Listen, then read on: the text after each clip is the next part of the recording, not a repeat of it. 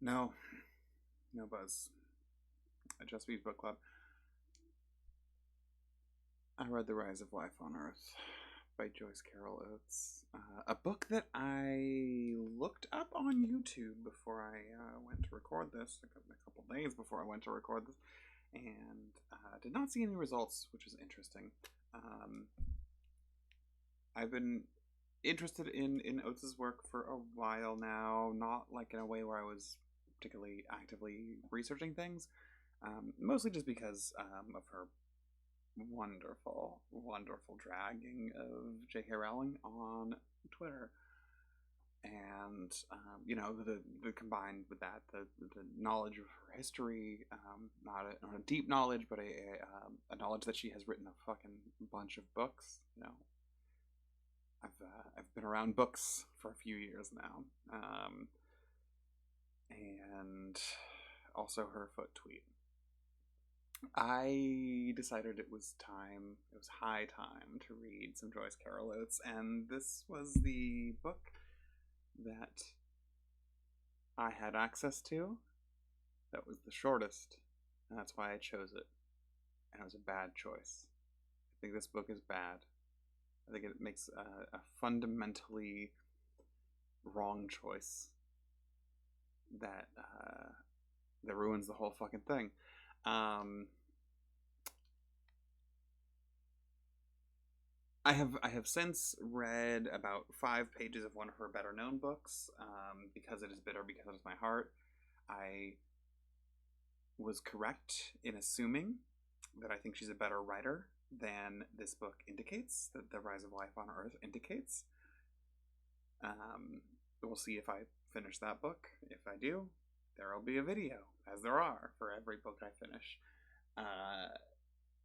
The Rise of Life on Earth is truly terrible. It's bad. It's not a good book. It's also one of the first books in a really long time. I have talked about Delaney's Tides of Lust on this show. I talked about Ogawa's Hotel Iris on this show. I'm not a squeamish person, not uninterested in reading about things that are fundamentally reprehensible to me as a human being. This book opens with like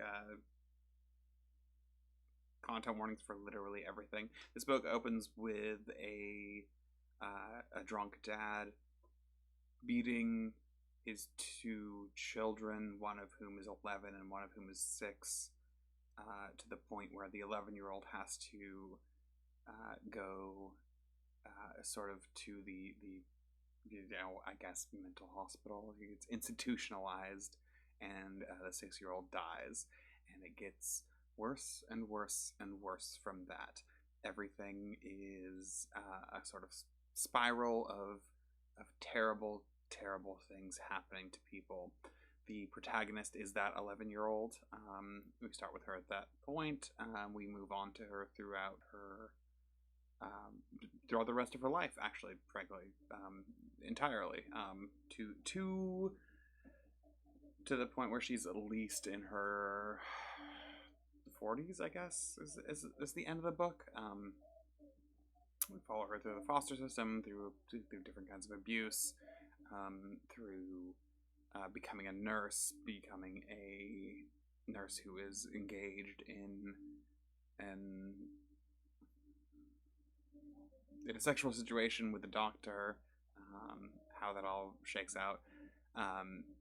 None of that, I think, matters to me as much as the thing that I've truly hated about this book, which is the narrative voice. I'm gonna just flip to a random page and start reading. She'd overheard Mrs. Chesney on the telephone drawling to a friend, This one I told you about, the sort of moony one, 12 years old, but he looks like Jesus, maybe 16, not bad looking except her skin's broken out, poor thing. They were trying to say she was retarded, but it's just she's scared, I think. Jesus Christ, wouldn't you be scared Yeah, Christ, it's a hard life. I could tell you some things. But this one, she's sweet. She's sort of I guess, strange. Just needs just needs love, I guess. Needs time to get, adjusted. Sometimes a child disappeared at midday, which was when they came to get you from the agency. That's when you know you're not looking back at anything you're walking away from. Flipping to another random page. I'm now on page 83. Let's start with the beginning of a sentence. Page 82. Oh, this is a long sentence. Okay. This is another problem with this text. Sometimes in desperation, I'm back on page 80. Sometimes in desperation, she found herself alone or in the company of young women of doubtful character, slangy and foul-mouthed, and there was Kathleen Hennessy among them, smiling vague and somewhat frightened on a Saturday night on the Tip-Top Cafe on Livernois, where the races mingled, jostling on the dance floor in the sweaty heat and pulse of a live combo playing chubby checker music, Fats Domino, Little Richard. There was the Leaning Tower on 6 Mile Road, Sal's Keyboard Lounge on the Beto Bell Island, where they'd bring a bottle and where, within earshot of the course Sal's Keyboard Lounge on the way to Bell Island, where they'd bring a bottle, and where, within earshot of the coarse-lapping waves of the Detroit River, Kathleen allowed certain things to be done to her, not to her precisely, but to her body, heavy, passive, voiceless, grateful, yet grateful even for those seemingly anonymous acts, rough caresses that were still caresses, harsh kisses nonetheless kisses. So long as she did not resist, she would not be hurt or insulted, or rarely so, and most of the time the men were willing to drive her back to the shingleboard house on Second half, etc., etc. And then another random page, 111, 110.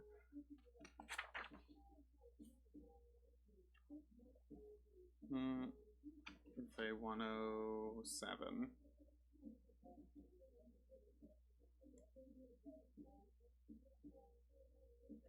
No, she wasn't a Catholic, seemed embarrassed to be asked, saying after a moment that she went sometimes to the United Methodist Church on Woodward, Sunday services at 9 a.m. Yes, she believed in God, she told him solemnly, and in Jesus Christ, his only Son. There is no other way. No other way? No. No! He asked, did her family live in Detroit? It was the first time in their months of knowing each other he'd ever asked her any questions of a personal nature, thus the color deepened in her cheeks. She was shy, stammering, but in bliss at being so questioned. His hands gentle on her, on the edge of impatience but gentle. No, her family didn't live in Detroit, she said hesitantly. They lived up north, she said. A long pause, as if she meant to continue, but did not. So he asked, genuinely curious, where up north exactly? And she laughed nervously, said, lifting her small, pudgy hands, the nails so carefully filed and buffed and unpolished. Oh, the North Pole, giggling as if she were being tickled. Then falling silent in the aftermath of this, Kathleen Hennessy's first attempt at humor in Orson Abbot's presence, Orson Abbott did not pursue the subject.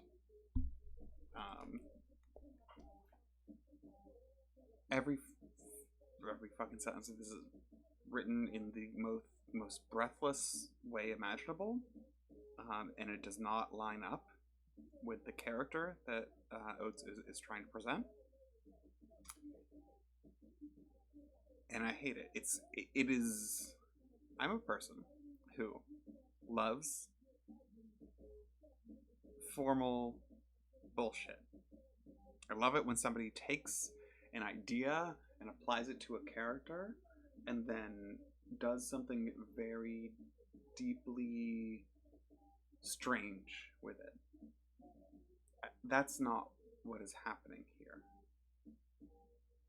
This is a writer having an idea that is, I want to write a novel in this voice, and I want to write a novel about this kind of person. I do not care how these two things meet. They are not parallel. They're certainly not going to intersect at any point. They are going in different directions. And it is such a bummer to read. But I did read it, so I have to talk about it on this channel. Which is why I want to say, genuinely, Because I always do, but like genuinely, I really, really appreciate you. B. Thanks for not watching.